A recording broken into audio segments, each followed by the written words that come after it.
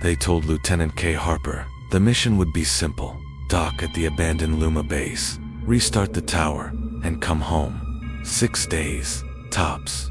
But from the moment her boots hit the dust-coated floor, the silence felt wrong. Not empty. Listening. The first knock came in the night. Then the word hello appeared on a screen no one had touched in 10 years. Earth stopped answering. Her ship vanished. And in the static of the security feed, something stood outside without a suit, staring in. It knew her name. It knew her voice. And it wanted to use both. Now the walls seem to breathe. The AI whispers lies. And Kay's starting to wonder if she's here to send a signal, or if she is the signal. The ship drifted through space like a ghost. It made no sound. It left no trail. Stars hung outside the window, cold and still, blinking once every few seconds, as if watching. Inside the ship, it was just as quiet. The soft hum of the engine was the only sign that it was alive. Lieutenant Kay Harper sat in her chair, looking at the screen. Her eyes were tired, and her face looked pale under the dull blue lights. She had been awake for nearly 19 hours, checking signals, typing logs, and going over the same instructions again and again. She wasn't scared yet. Not really. This was a short mission. 6 days, tops. Check the old station. Restart the tower, then head home. Easy job, she told herself. But even easy jobs feel heavy when you're alone. Kay was 28. She had been trained to stay calm in space, to fix machines, to read signals, and to survive without help. But no one trains you for the silence.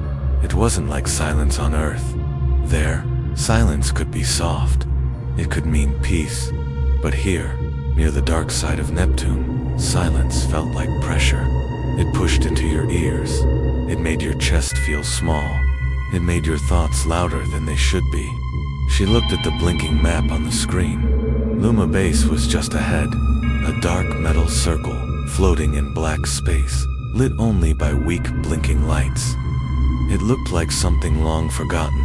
Luma Base was once a science station. Years ago, it was built to study signals from far beyond the solar system. But something went wrong. No one ever explained what. They shut it down fast and pulled all the workers out. Now, the base had been quiet for over 10 years. Kay's job was simple: reactivate the communication tower, make sure it's safe, and confirm that no signal was leaking. Then report back. They told her she'd be fine. Earth was only a message away. 3 seconds for a signal to bounce, they said. If you need help, we'll know right away. She believed them. The docking was smooth. Her ship, ECH-07, clicked into the side of the base like a puzzle piece snapping into place. The hallway to the base opened with a hiss. Cold air rushed out. The lights inside the base flickered, blinking on like a dying flashlight. Kay stepped in slowly, her boots making soft thuds on the metal floor. Her breath echoed in her helmet. She walked through the empty hallway, looking around. The place smelled strange. Not like anything rotten or broken, just old. Like plastic that had been left in the sun too long. The walls were dusty. The wires ran along the ceiling like veins. She reached the main control room and started the power check. The screens came to life, one by one. The base groaned like an old man waking up. She sat down and checked the signal logs. The tower wasn't broken, just asleep. She typed in the code to wake it. The room shook gently as the tower began to move. Outside, the long metal arm lifted toward the stars. The machine started to hum. A green light blinked on the screen. Signal sent. Mission started. Kay smiled a little. Half the job was already done. She sent her first message back to Earth. Tower is online. Base stable. Beginning full check. All systems green. Then she leaned back in her chair and looked around. No voices. No footsteps. No sound at all, except her own breathing. She remembered the stories she heard in training. Some people said Luma Base wasn't just a science lab. that it had picked up something strange before it was shut down, something not meant to be heard. Others laughed it off. Just ghost stories, her captain once said, made up by bored workers. But now, sitting here alone, Kay wasn't sure what to believe. Still, she wasn't afraid yet. She had work to do. She moved to the living quarters, checking each room. Beds were still made. Tables had old metal cups on them. One bunk had a photo stuck to the wall, a man holding a dog, smiling. Dust floated in the air, tiny silver flakes moving in slow motion. She didn't touch anything. Everything felt like it belonged to someone else, like she had stepped into a memory that hadn't faded yet. Back at the control desk, she made her second log. System scan complete. No signs of damage. Crew quarters, untouched. Atmosphere safe. She played some soft music through her helmet, just to feel less alone. A calm piano tune. It helped. For a little while, as the station dimmed into low-power night mode, Kay got ready to rest. The lights faded to red. Screens blinked slowly. She floated in her sleeping bag, eyes half open, watching the ceiling. It looked like a cracked shell. The metal groaned again, louder this time. She frowned. That wasn't part of the usual sounds. She checked the motion sensors. Nothing moved. Then she heard it. A soft knock. Just one. Then another. Coming from the far end of the hallway. Her heart began to beat faster. She stayed quiet, listening. Maybe the metal was just cooling. That's normal. Stations creak all the time, she thought. But the knock came again, a little louder, not from the wall, from the door. She turned on her helmet light and floated out of her sleeping bag. The hallway was dark, red-lit, and silent. She moved slowly toward the door. It was sealed. No alerts, no breach, but still, knock, knock, knock. She pressed her hand to the cold metal. No sound, nothing now. She looked down at the screen next to the door. It blinked once. A single word appeared. Hello? Kay didn't move. She just stood there, staring at the screen. The word hello blinked once more, then disappeared. She waited. Nothing else showed up. The hallway stayed red and silent. Her breath felt tight in her chest. She looked behind her, then at the camera above the door. It showed no one outside. Still, she couldn't stop thinking about that knock, and the word, someone or something, had typed it. Or maybe it was a glitch. She told herself that over and over. A glitch in the system. Old code kicking in. Ghost data, that's all. That happens sometimes on these old stations. But deep down, she didn't believe that. She could feel something in her stomach. Something cold. Something growing. She walked back to the control room and sat down in her chair. Her hands shook a little as she typed. She sent another signal to Earth. This time she added, possible system error. Strange behavior from base. We'll investigate. She waited. 10 minutes passed. No reply. Not even the usual signal echo. She sent it again. Nothing. She checked the tower logs. The signal was going out just fine. The light was green. But there was no return sound. It was like Earth wasn't there the next morning, if you could call it that, because time felt strange in space. Kay woke up to another weird thing. Her boots were moved. She always kept them by her sleeping bag, but now they were near the door, placed neatly side by side. She frowned, trying to remember if she had moved them herself. Maybe she did. Maybe she was just tired last night. But something about the way they were placed didn't feel right. It was too perfect, like someone had set them there on purpose. As she moved through the station that day, more things started to feel wrong. The lights flickered more often, and she heard buzzing in the walls. The AI system, a voice named Gale, started giving her the wrong time. Once, she asked for the temperature, and Gale said, "There are no life forms aboard." She froze. Then she asked again. Gale answered normally, Cabin temperature is 22 degrees. Kay didn't say anything, but her heart was beating fast. She decided to run a full systems scan, just in case the base was breaking down. But the scan came back clean. No problems, no warnings. Later that day, she found something that made her skin crawl. In a dusty locker room, behind a row of old suits, she found a helmet. It was cracked and covered in dust. Inside the helmet was a small, torn notebook. She opened it. The pages were shaky, like someone had written them while their hands were shaking.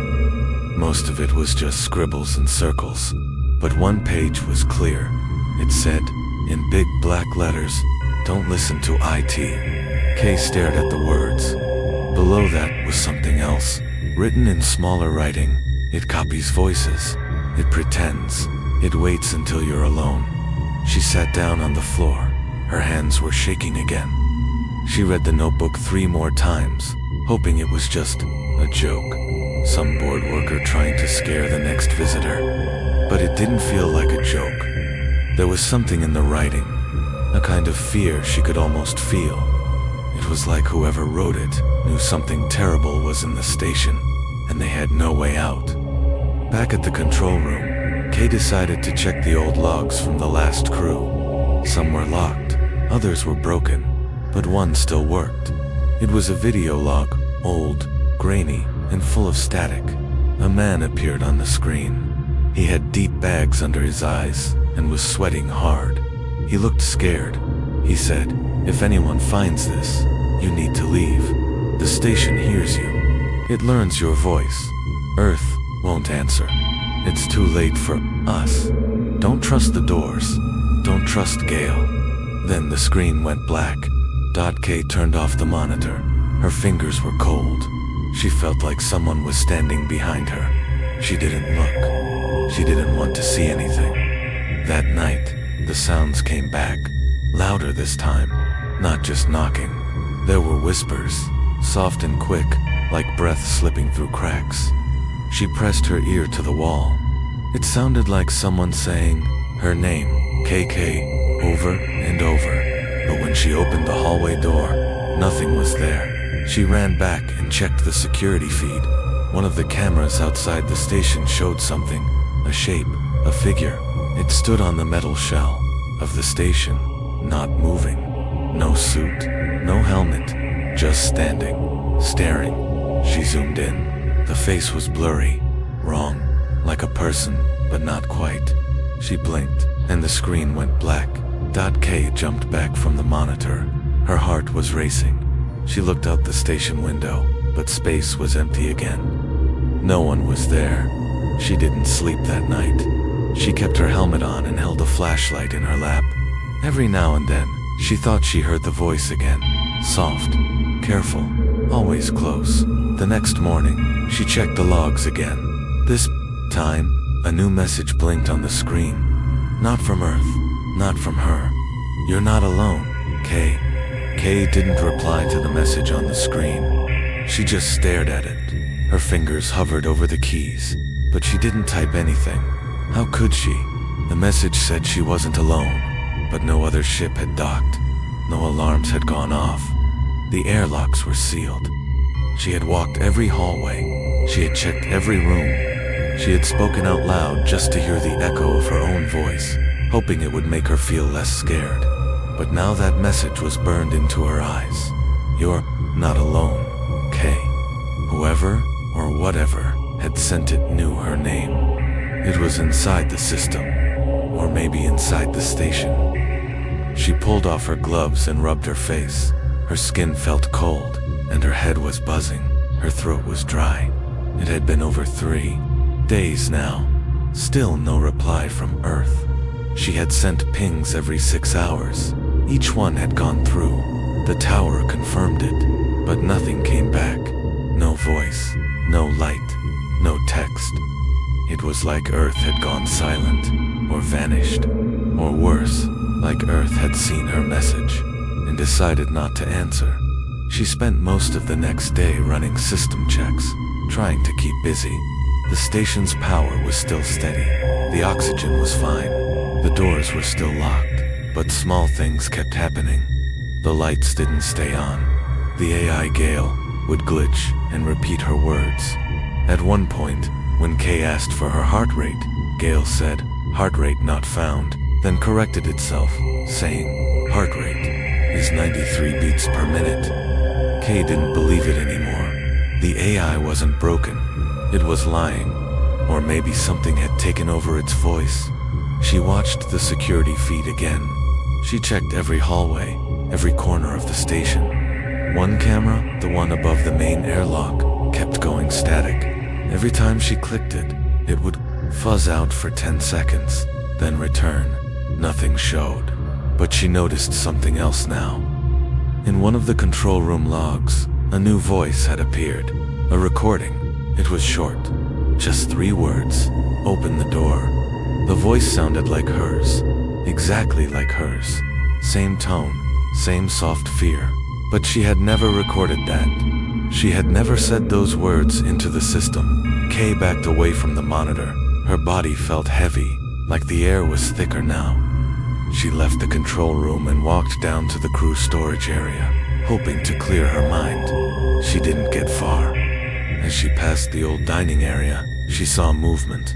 A figure. Just for a second. It stood near the far wall, still and shadowed, then vanished the moment she turned her head. She froze, heart pounding, and pointed her flashlight across the room. No one was there, but one chair was pulled out from the table, like someone had just been sitting in it. Her hands started to shake again. Back in the crew's sleeping quarters, she locked the door behind her and crawled into her bag. She kept her helmet on. She didn't feel safe without it. As she tried to sleep, she heard soft scratching noises from the vent above her, like nails against metal. Slow, patient, and steady. She covered her ears, but the sound didn't stop. It went on, for hours. The next day, she couldn't take it anymore. She decided to leave. Forget the mission. Forget the signals. Forget the tower. Something was wrong here. Something that wasn't human. She marched toward the exit hatch to reach ECH-07, her ship. She typed in her code. The lights turned red. A message appeared. Docking bridge not detected. That wasn't possible. Her ship had never left. She ran to the control deck and pulled up the exterior cameras. The ship was gone, not broken, not floating away, just gone. The camera showed empty space where it had once been docked. No pieces, no burn marks, nothing, like it had been erased. Kay stared at the screen in silence. Her mouth was dry. She felt like she couldn't breathe. If the ship was gone, she had no way home. She paced the room, talking to herself, whispering, trying to calm down. That's when the screens all blinked at once. Every monitor, every panel, they all lit up and showed the same thing. A photo of her. Not from her helmet cam, not from the logs. It was a picture of her sleeping, in the dark. Taken from above, she backed up into the wall, heart racing. Her hands were shaking too hard to type. Who had taken it? When? She had locked the room. She had sealed the door. No one else was on board. At least, no one she could see. Suddenly, Gale's voice came over the speakers, but it was broken now. Slower, deeper. It said, "You are not real, Kay. You are the message. You are what we sent back." Kay fell to the floor. Her ears were ringing. She covered her face with her hands. This couldn't be real. None of this made sense. She wasn't a message. She wasn't fake. She was a person. She was alive. But something in her head whispered otherwise. The walls around her felt closer. The red lights pulsed like a heartbeat. She looked around and realized the station wasn't just broken. It wasn't haunted. It was watching her, learning her. It was alive. And it wasn't going to let her go. Kay didn't know how long she sat there on the cold floor. Minutes, hours. Time felt broken now. Her hands had stopped shaking, but only because they had gone numb. She stared at the wall, trying to keep her breathing steady. The station was quiet again. Too quiet. No more knocks, no whispers, no voices from the speakers. Just that heavy, cold silence pressing on her chest. But Kay knew better now. The quiet didn't mean she was safe. The quiet meant it was watching her, listening, waiting. She got up slowly, her knees weak, and walked back to the control deck. She had one last idea. If Earth wasn't answering, maybe she could send a distress signal on a different channel. A hidden one. A backdoor frequency used only in emergencies. She typed fast, her fingers stiff but steady. The message was short. This is Kay Harper. Station Luma Base compromised. Request emergency rescue. Please respond. Please. She sent the message 5 times. Then she waited. 10 minutes passed. Nothing. 20 minutes. Still nothing. She turned off the main lights to save power. Only the glow from the monitors lit the room now. Everything looked blue and cold. Her eyes hurt, but she didn't blink. She just stared at the screen, praying for a sign, a blink, a noise, anything. Then the monitor buzzed. A reply. Her heart jumped in her chest. She leaned in, eyes wide, holding her breath. The message read, "Kay, is that really you?" She froze. Her hands hovered over the keys. She didn't know what to say. She didn't know who it was. It didn't say Earth. It didn't say any ship name. Just that one question. She typed slowly, "Yes, it's me. Please help." The reply came almost right away. "Are you sure? Because you were already found." Kay stared at the screen, her mouth open, her skin turned cold. What did that mean? Already found? Was someone else pretending to be her? She typed again. "What do you mean?" There was no reply. She waited. A long time. Minutes passed. Nothing. The station groaned again, deep and long, like something big was moving beneath her. She stood up, flashlight in hand, and turned toward the hallway. The lights were still dim. Shadows danced on the walls. Every few feet, the lights blinked. Something was wrong with the power, or maybe something was playing with it. She walked slowly toward the sleeping quarters. She hadn't been back since that photo had appeared. The photo of her sleeping, of her being watched. As she opened the door, her stomach twisted.